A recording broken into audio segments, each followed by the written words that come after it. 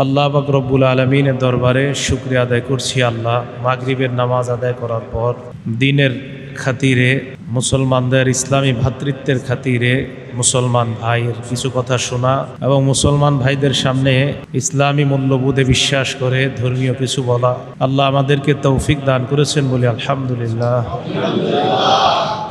সূরা জুমার 42 নম্বর আয়াতে কারিমা তেলাওয়াত করলাম।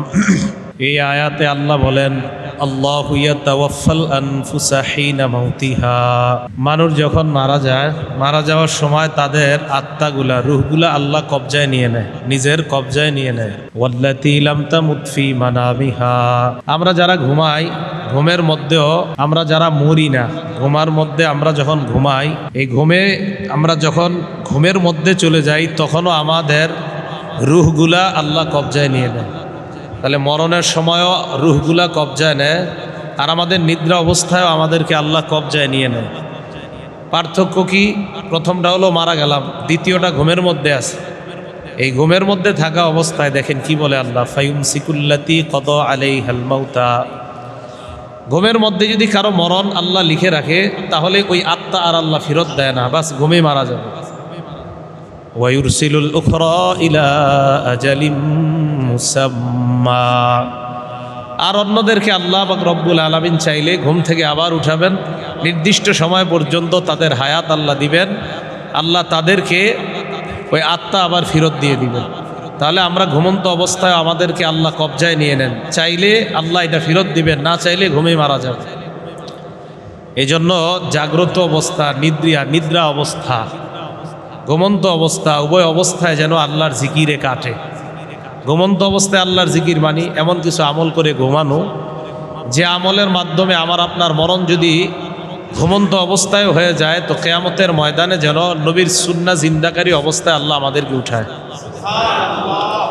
মুসলিম শরীফের 2878 নম্বর হাদিস, এই হাদিসের বর্ণনাকারী জাবের রাদিয়াল্লাহু তাআলা নবীর সাহাবা।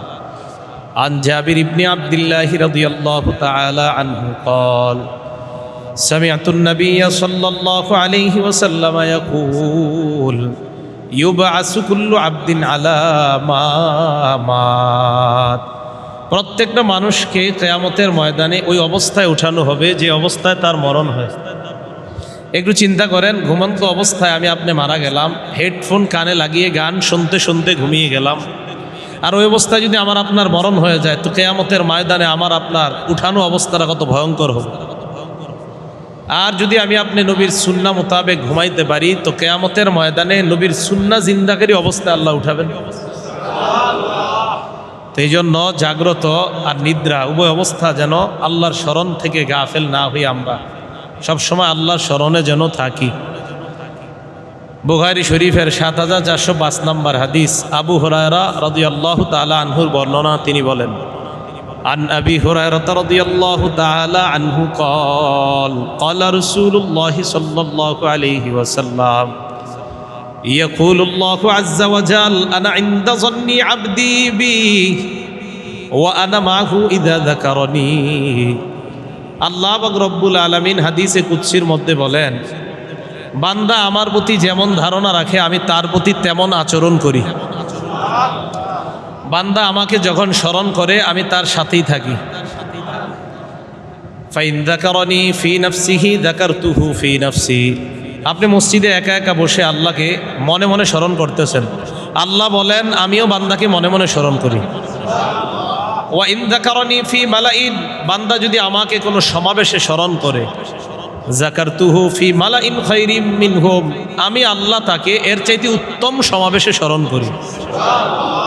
ওয়া ইন তাকাররাবা ইলাইয়া বিশিবরিন, বান্দা যদি আমার দিকে 1 বিঘত পরিমাণ অগ্রসর হয়, তাকাররাবতু ইলাইহি যিরাআ, আমি আল্লাহ তার দিকে 1 হাত পরিমাণ অগ্রসর হয়ে যাই। ওয়া ইন তাকাররাবা ইলাইয়া যিরাআ, বান্দা যদি আমার দিকে 1 হাত পরিমাণ অগ্রসর হয়, তাকাররাবতু ইলাইহি বাআ, আমি আল্লাহ তার দিকে 1 বাহু পরিমাণ অগ্রসর হয়ে যাই। ওয়াইন আতানি ইয়ামশি, আজকে আপনারা এখানে যারা হেঁটে হেঁটে আসছেন, হয়তো এলান হয়েছে আমি বয়ান করব, তা হাইটে আসতেছেন না, তা আল্লাহ বলেন আমার কাছে যারা হেঁটে হেঁটে আসে আতাইতুহু হারওয়ালা, আমি আল্লাহ তার কাছে দৌড়াইয়া উপস্থিত হয়ে যায়। আমার কাছে হেঁটে আসলে আমি দৌড়িয়ে উপস্থিত হয়ে যাই। এই জন্য আল্লাহকে জাগ্রত নিদ্রা উভয় অবস্থায় যেন আল্লাহর স্মরণে আমাদের কাটে, এই কথাগুলা গুরুত্ব দেওয়া। আর এটা সম্ভব তখন যদি আমরা আমাদের জীবনটা নবীজির সুন্নাহ মোতাবেক কাটাইতে পারি, তাহলে এটা সহজ হয়ে যাবে। বুখারী শরীফের 6407 নম্বর হাদিস।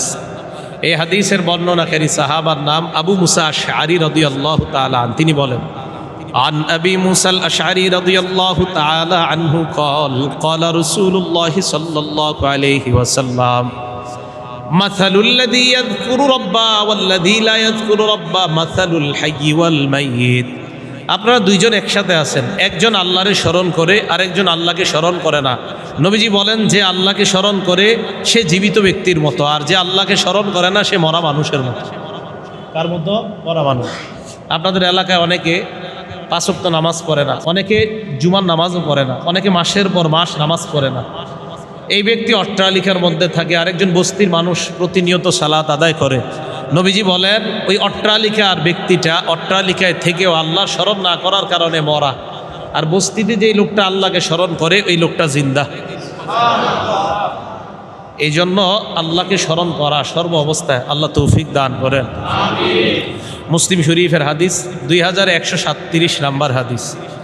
এই হাদিসের বর্ণনাকারী সাহাবার নাম সামুরা ইবনে জুনদুব রাদিয়াল্লাহু তাআলা আন। তিনি বলেন, ক্বালা লাহু রাসূলুল্লাহ সাল্লাল্লাহু আলাইহি ওয়াসাল্লাম, আল্লাহ নবী তাকে বললেন, আহাব্বুল কালামি ইলাল্লাহি আরবাউন, আল্লাহর কাছে 4টা কথা সবচেয়ে পছন্দের। বলেন, আল্লাহর কাছে কয়টা কথা পছন্দের?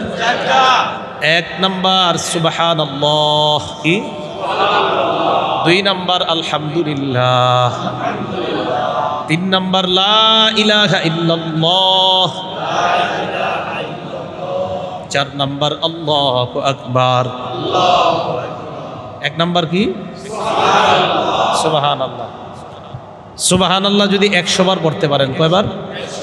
আজকে বিছানায় মাথাটা যখন লাগাবেন ঘুমানোর আগে 100 বার সুবহানাল্লাহ পড়বেন। কয়শো বার? যেহেতু এই সময় নিশ্চিন্তে থাকবেন, কোনো টেনশন নাই, ঝামেলা নাই, তো তখন যদি 100 বার সুবহানাল্লাহ পড়েন। মুসলিম শরীফের 2698 নম্বর হাদিসের বর্ণনা, সাদ ইবনে আবি ওয়াক্কাস রাদিয়াল্লাহু তাআলা আনহু, সাহাবার নাম, তিনি বলেন, কুন্না ইনদান নবী সাল্লাল্লাহু আলাইহি ওয়াসাল্লাম, আমরা আল্লাহ নবীর কাছে ছিলাম। নবীজি আমাদেরকে বললেন, আয়াজিজু আহাদুকুম আইয়াকসিবা আলফা হাসানা, তোমাদের কেউ কি অক্ষম 1000 নেকি অর্জন করতে? কি তোমাদের কেউ অক্ষম? কয় হাজার? ফাসআলাহু সাইলুম মিন জুলাসাইহি, নবীর সামনে যারা বসা তাদের থেকে একজন প্রশ্ন করলেন, ইয়া রাসূলুল্লাহ কাইফা ইয়াকসিবু আহাদুনা আলফা হাসানা, আমাদের কেউ কিভাবে 1000 নেকি কামাই করতে পারে আমাদেরকে আপনি জানায়া দেন।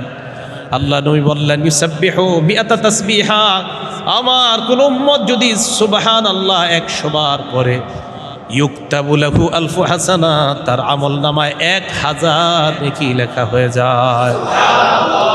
আও ইউহাত্তু আনহু আলফু খাতিআ, 1000 নেকি যদিও লেখা না হয়, তার আমল নামা থেকে 1000 গুনাহ মুছে দেওয়া হয়।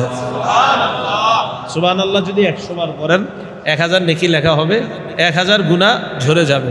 মসজিদে আইসা বসে রয়েছেন, জামাতের বাকি এখনো 15 মিনিট, কি দরকার আছে একজনের সাথে গল্প করা? বসে বসে পড়েন সুবহানাল্লাহ, আলহামদুলিল্লাহ, লা ইলাহা ইল্লাল্লাহ, আল্লাহু আকবার। আবার এই 4টার পড়েন যদি, এই 4টা বাক্য, এটার আবার আলাদা ফজিলত। আবু হুরায়রা রাদিয়াল্লাহু তাআলা আনহু গাছ লাগাইতেছে, নবীজি ওনার পাশ দিয়ে রওনা করলেন। আল্লাহ রাসূল বললেন, মাল্লাযী তাগরিসু ইয়া আবা হুরায়রা, আবু হুরায়রা তুমি কি চারা লাগাও? আবু হুরায়রা জবাব দিলেন, গিরাসান লি ইয়া রাসূলুল্লাহ, আমি আমার একটা চারা লাগাই, এই গাছটা আমার। নবীজি বললেন, আলা আদুল্লুকা আলা গিরাসিন খায়রিন লাকা মিন হাদা, আমি কি তোমাকে এর চাইতে উত্তম চারা রোপণ করার আমল শিখাইয়া দিব না? হুজুর শিখান। নবীজি বললেন, কুল, তুমি বলো। পড়েন সুবহানাল্লাহ, আলহামদুলিল্লাহ, লা ইলাহা ইল্লাল্লাহ, আল্লাহু আকবার। নবীজি বলেন, আবু হুরায়রা এই যে 4টা বাক্য পড়লা, তুগরাসুলাকা বিকুল্লি ওয়াহিদাতিন শাজারাতুন ফিল জান্নাহ, তোমার জন্য জান্নাতের মধ্যে 4টা গাছের চারা লাগানো হয়ে যায়।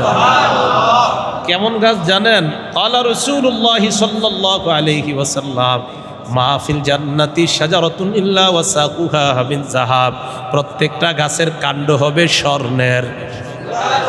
কিসের? স্বর্ণের। কেমন গাছ? ক্বালা রাসূলুল্লাহ সাল্লাল্লাহু আলাইহি ওয়াসাল্লাম, ইন্না ফিল জান্নাতি লাশাজারাতান ইয়াসিরুর রাকিবু তাহতা যিল্লিহা মিআতা আম লা ইয়াকতাউহা।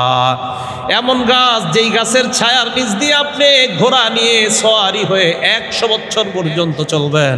আল্লাহ নবী কয় 100 বছর চলবা, ছায়া অতিক্রম করতে পারবা না। ঢাকা রওনা করছেন, ফেরিতে উঠছেন, কাজ নাই, আরেকজনের সাথে গল্প করেন না।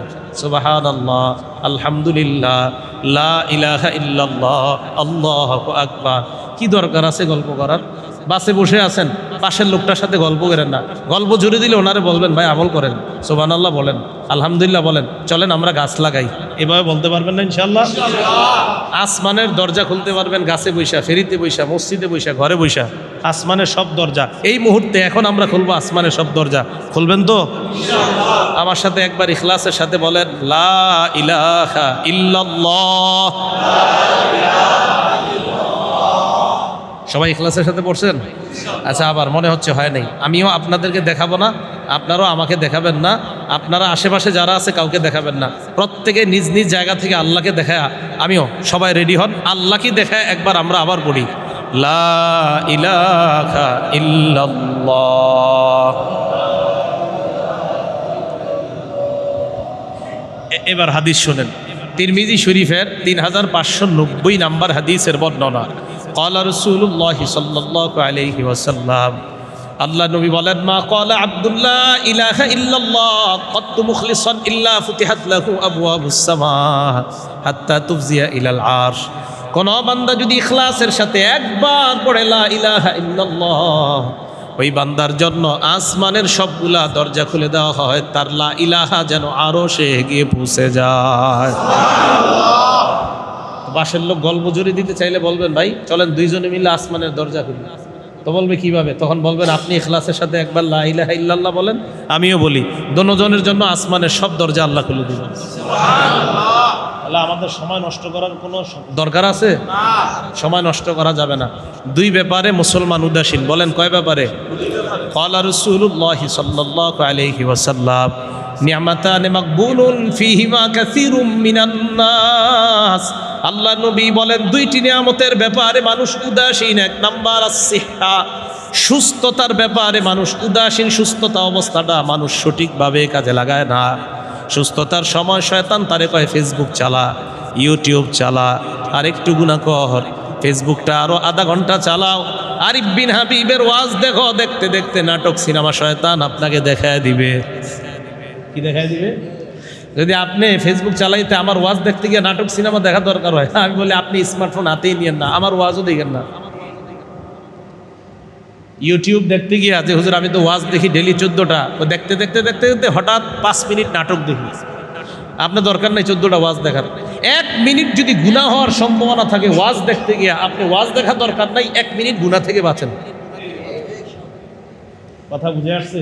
গুনাহ করার সুযোগ নেই, গুনাহ করার সুযোগই নেই। তো নবীজি বলেন, দুইটা নেয়ামতে মুসলমান উদাসীন, একটা সুস্থতা, আরেকটা ওয়াল ফারাগ, অবসরতা। অবসর সময়গুলো মানুষ কাজে লাগায় না। ওই যে বললাম, আপনি সকালে কাজে রওনা করছেন, গাড়িতে উঠছেন অথবা মোটরসাইকেল চালায়া যাইতেছেন, যাইতে যাইতে 40 মিনিট লাগবে, বাস মোটরসাইকেলটা আস্তে আস্তে চালান আর পড়তে থাকেন আস্তাগফিরুল্লাহ আস্তাগফিরুল্লাহ আস্তাগফিরুল্লাহ। গাড়ি চালাইতে আপনার শরীরের যে ক্ষতি হচ্ছে, শক্তি অপচয় হচ্ছে, আল্লাহ কোরআনে বলেন, ইয়াজিদকুম কুওয়াতান ইলা কুওয়াতিকুম, আমি আল্লাহ তোমার শরীরের শক্তি বাড়ায়া দিব। তা আপনার শক্তি খরচ হচ্ছে গাড়ি চালাইতে, তো ইস্তেগফার পড়েন, কোরআনের ওয়াদা, আল্লাহ আপনার শক্তি বাড়ায় দিবে।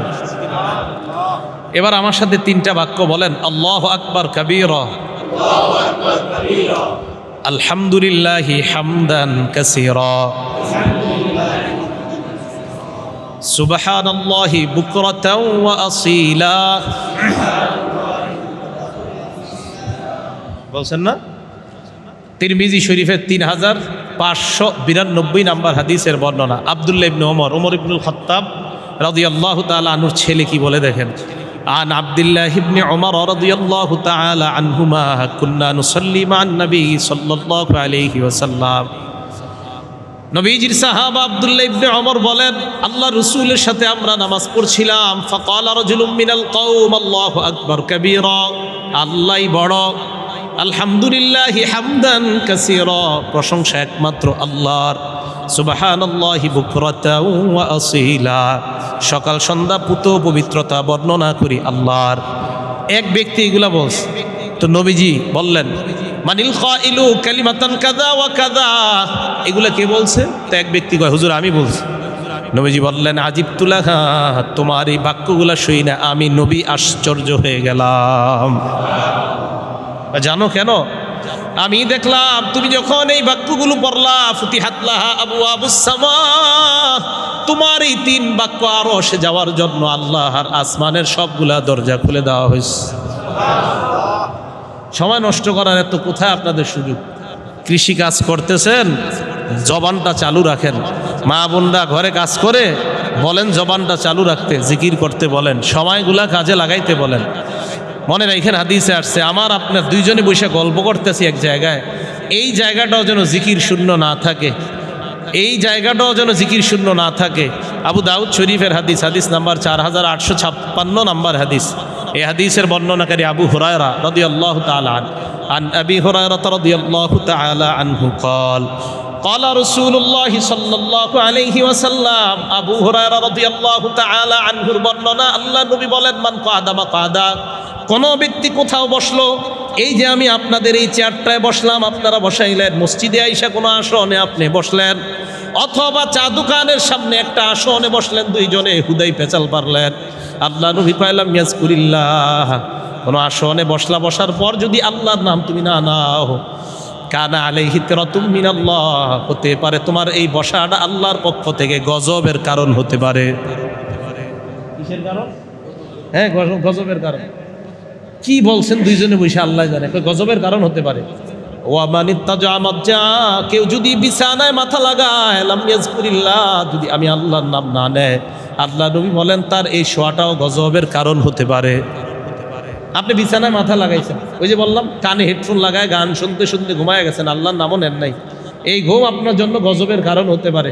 তাই রাসূল আকরাম সাল্লাল্লাহু আলাইহি সাল্লাম বলেন, ইদা আওয়াইতা ইলা ফিরাশিক, তুমি যখন ঘুমানোর ইচ্ছা করবা, বিছানায় যাওয়ার ইচ্ছা করবা, ফাতাওয়াদ্দা ওয়াজুআকা লিস-সালাহ, নামাজের জন্য যেইভাবে ওযু করো ওইভাবে ওযু করবা। মনে থাকবে নি? বলেন আজকে ঘুমের আগে কারা কারা ওযু করবেন? হাত নামান। এরপরে আপনি যখন ঘুমের আগে ওযু করবেন, করার পর কি করবেন?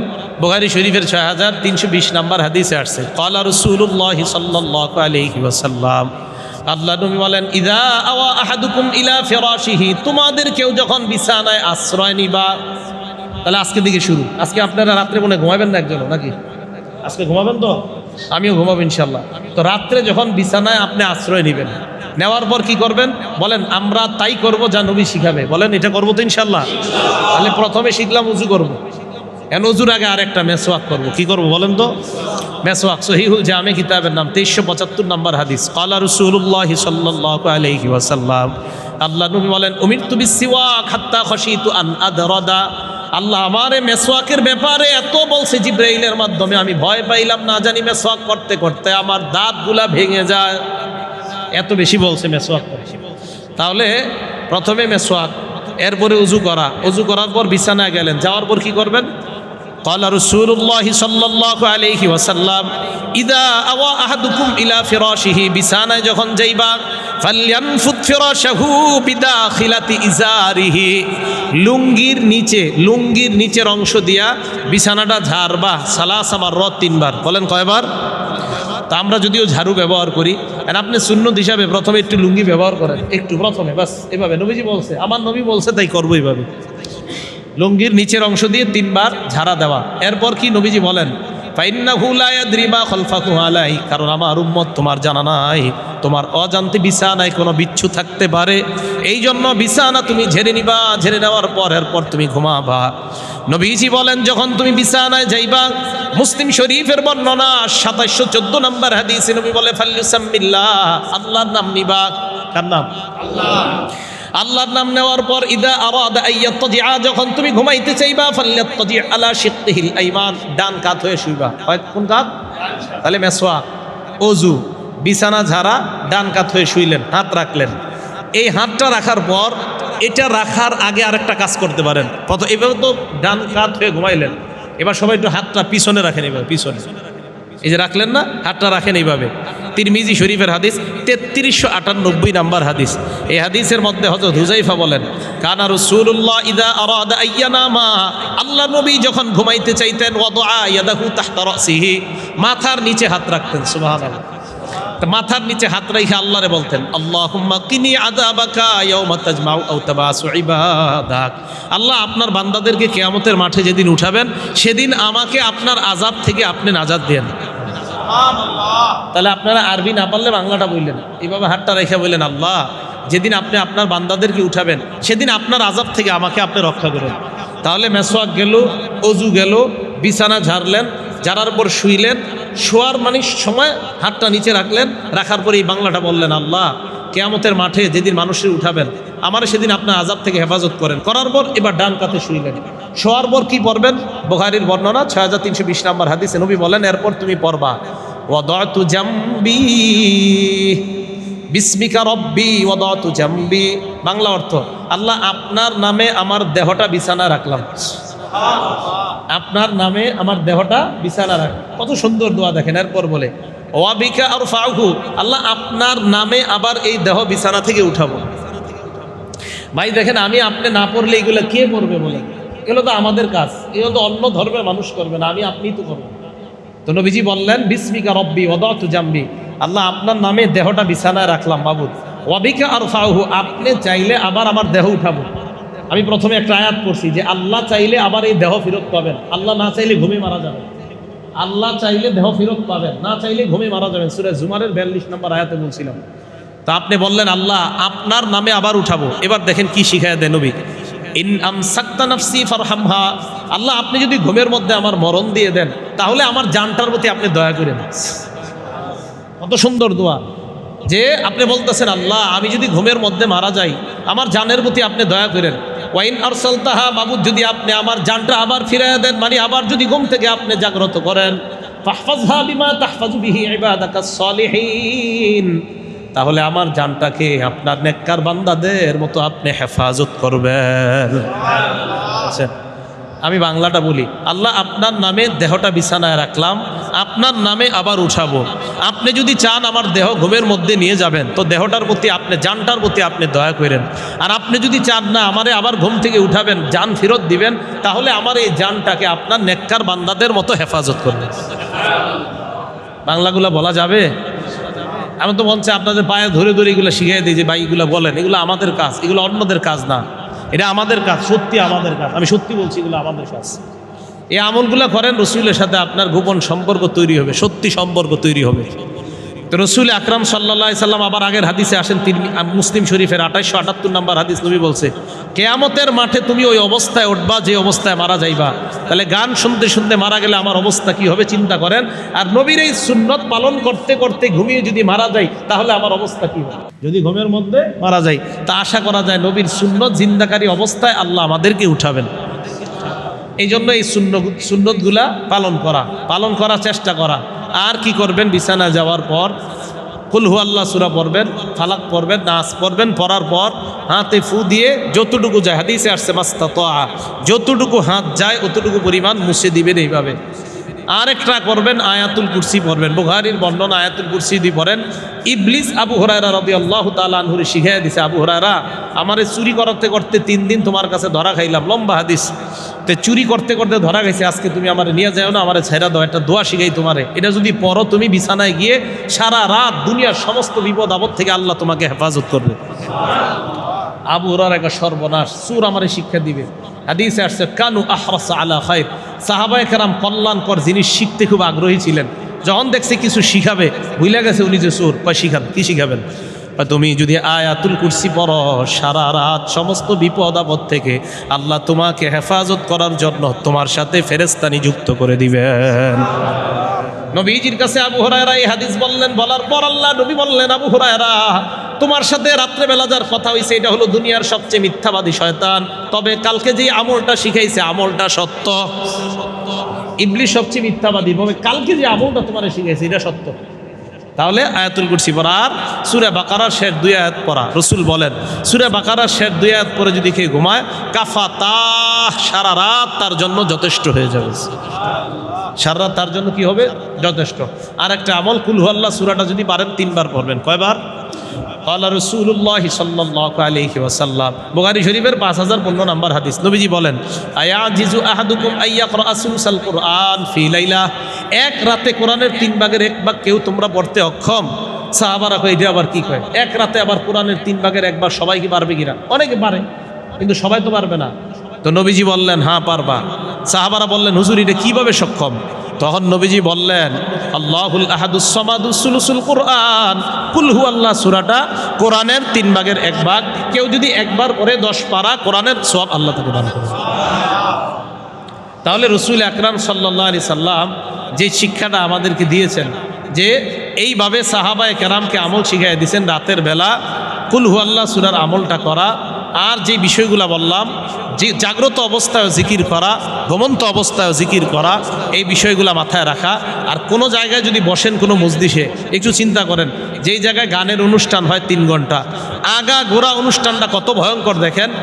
আবু দাউদ শরীফের 4855 নম্বর হাদিসের বর্ণনা, রাসূল আকরাম সাল্লাল্লাহু আলাইহি সাল্লাম বলেন, মা মিন কওমিন ইয়াকুমুনা মিন মাজলিসিন লা ইয়াযকুরুনাল্লাহা ফি ইল্লা কামু আন মিসলি জিফাতি হিমার ওয়া কানা হাসরাতান আলাইহিম ইয়াউমাল কিয়ামা। নবীজি বলেন, তোমরা যদি কোনো মজলিসে বসো, এমন যে মজলিসে আল্লাহর নাম নেওয়া হয় না, 3 ঘন্টা শুধু গান শুনলেন, আল্লাহর নাম আগে পরে কখনো নেওয়া হয় নাই, সেখান থেকে তুমি আসলা, নবীজি বলেন মরা গাধা দিয়ে ভোজন সবার আয়োজন করলে ওই আয়োজন যেমন, তুমি কেমন যেন এই 3 ঘন্টা মরা গাধার কোনো অনুষ্ঠানে ছিলা। এই মরা গাধা খেয়ে টেয়ে তুমি এখন উঠলা। এটা হলো জিকির ছাড়া কোনো মসজিদ যদি শূন্য থাকে, এই অবস্থা হবে ভয়ঙ্কর অবস্থা। তিরমিজি শরীফের 3380 নম্বর হাদিস, নবীজি বলেন, কোনো ব্যক্তি এমন মজলিসে বসলো, লাম ইয়াজকুরুল্লাহ ফি ওয়া লাম ইউসাল্লু আলা নবিহিম, আল্লাহর নামও নেয় না, নবীর উপর দুরূদও পড়ে না, ইল্লা কানা আলাইহিম তিরাতুম মিনাল্লাহ, আল্লাহর পক্ষ থেকে তাদের জন্য গজব হবে। বুঝাইতে চাইলাম, আমার আপনার জাগ্রত অবস্থা, নিদ্রা অবস্থা, এই 24টা ঘন্টার অবস্থাটা যেন এমনভাবে কাটে, রসুলের সুন্নাহ মোতাবেক কাটে, তাহলে ইনশাল্লাহ আশা করা যায় কিয়ামতের ময়দানে আল্লাহর কাছে রসুলের সুন্নত জিন্দাকারী অবস্থায় আমরা দাঁড়াতে পারবো। এটা কখন সম্ভব হবে? যদি নবীকে আমরা সবচেয়ে বেশি মহব্বত করতে পারি। কি করতে পারি? মহব্বত। নবীর মহব্বত সবচেয়ে বেশি অন্তরে থাকা। আবু বকর সিদ্দিক যেদিন মারা যাবে, বুখারী শরীফের 1387 নম্বর হাদিস, উনি বলেন, আম্মা জান আয়েশা, আয়েশা ফি আইয়ি ইয়াউমিন তুওয়াফিয়া রাসূলুল্লাহ, আয়েশা নবীজি কবে মারা গেছে? আয়েশা সিদ্দিকা রাদিয়াল্লাহু তাআলা আনহা জবাব দিলেন, আব্বা ফি ইয়াউমিল ইসনাইন, নবীজি সোমবারে মারা গেছে। আবু বকর সিদ্দিক বললেন, আইয়ু ইয়াউমিন হাযা, আয়েশা আজকে কি বার? আব্বা আজকেও সোমবার। আবু বকর সিদ্দিক বললেন, ইয়া লাইতানি মা বাইনি ওয়া বাইনাল লাইল, আহারে আজকে সূর্য ডুবার আগে যদি আমার মরণ হইতো, তো আমার হাবিবের মতো আমার মরণটাও সোমবারে হইতো। এত মহব্বত করতেন সাহাবায়ে কেরাম রসুলকে। একটা শেষ হাদিস বলি, হুজুর হাতটা দেন আপনার, এইভাবে এইভাবে এইভাবে, আপনিও দেন, 3 জনই দেন, সবাই আমার দিকে তাকান। আপনি দিবেন? দেন, এ দেন, তাকান তাকান, এটা সবাই হাতের দিকে তাকান। দেখেন, মুসলিম শরীফের হাদিস শোনাচ্ছি, 2325 নম্বর হাদিস। হযরত আনাস বলেন, একদিন নবীর মাথার চুল কাটতেছে এক ব্যক্তি, সাহাবায়ে কেরাম ও আতাফা বিহি আসহাবু, সাহাবায়ে কেরাম চারপাশে ঘেরাও করে আছে, এইভাবে হাত দিয়ে রাখছে সবাই। লা, তারা সবাই ইউরিদুন আন তাকা শারাতুন, সবার ইচ্ছা হলো এইভাবে হাত দেওয়ার, নবীর মাথার একটা চুলও যেন মাটিতে পড়তে না পারে। এত মহব্বত করতেন সাহাবায়ে কেরাম রাসূল আকরাম সাল্লাল্লাহু আলাইহি সাল্লামকে। তাহলে দেখেন, এইভাবে হাত চারদিকে হাত পেতে রয়েছে, যে নবীর একটা চুল যেন মাটিতে না পড়ে। তো মহব্বত যখন থাকবে, আমল করা সহজ হবে। আল্লাহ পাক রব্বুল আলামিন আমাদের সকলকে যে কথাগুলো বললাম, শুনলাম, কথাগুলোর উপর আমল করার তৌফিক দান করেন। আপনাদের এখানে কিন্তু প্রোগ্রাম হওয়ার কথা না, তো যেহেতু আরেক জায়গায় যাইতে এই জায়গায় আসলাম, তো আমার আশাটা সার্থক হবে তখন যদি আজকে রাত্রে থেকে আমলগুলো শুরু করেন। সবাই ইনশাল্লাহ বলেন নাই মনে হয়? আমল করবেন তো ইনশাল্লাহ? তাহলে কি সার্থকতা হবে? কিয়ামতের মাঠে আমি আপনি আমরা সবাই লাভবান হয়ে যাব ইনশাল্লাহ। আল্লাহ পাক রব্বুল আলামিন এলাকার উলামা তুলাবা সুলাহা ইম্মা মাসাজিদ খুতাবা মাসাজিদ সকলকে আল্লাহ কবুল করেন, বলেন আমিন। সুবহানাল্লাহি ওয়া বিহামদিহি সুবহানাকাল্লাহুম্মা ওয়া বিহামদিকা আশহাদু আল্লা ইলাহা ইল্লা আনতা আস্তাগফিরুকা ওয়া আতুবু ইলাইক। আলহামদুলিল্লাহি রাব্বিল আলামিন আকিবাতুল মুত্তাকিন আসসালাতু ওয়াসসালামু আলা সাইয়্যিদিল আমবিয়া ওয়াল মুরসালিন। আল্লাহ মজলিসকে আপনি কবুল করে নেন। আল্লাহ আপনার কাছে একটা মনের আশা, যাদেরকে নিয়ে আজকে বসলাম আল্লাহ, হঠাৎ তাদের সামনে বসে গেলাম আল্লাহ, তবে আপনি তো অবশ্যই এটা ভাগ্যে লিখে রেখেছেন আল্লাহ। তাদের সাথে কিয়ামতের ময়দানে একত্রিত হয়ে একসাথে জান্নাতে যাওয়ার ব্যবস্থা করে দিয়ে আল্লাহ। হাদিসের মধ্যে পড়ছি জান্নাতের একটা বাজার হবে, ওই বাজারে নবীর নেতৃত্বে সবাই যাবে আল্লাহ। ওই বাজারে এই জায়গার আমাদের সকলকে আপনি উপস্থিত হওয়ার তৌফিক দান করেন আল্লাহ। আমাদের দোয়া আপনি কবুল করেন আল্লাহ। আপনার বাণী রসুলের বাণীগুলো আমাদের জীবনে বাস্তবায়ন করার তৌফিক দান করেন। আল্লাহুম্মা সাল্লি ওয়া সাল্লিম ওয়া বারিক আলা মুহাম্মদ। সুবহানা রাব্বিকা রাব্বিল ইজ্জাতি আম্মা ইয়াসিফুন ওয়া সালামুন আলাল মুরসালিন। আলহামদুলিল্লাহি রাব্বিল আলামিন।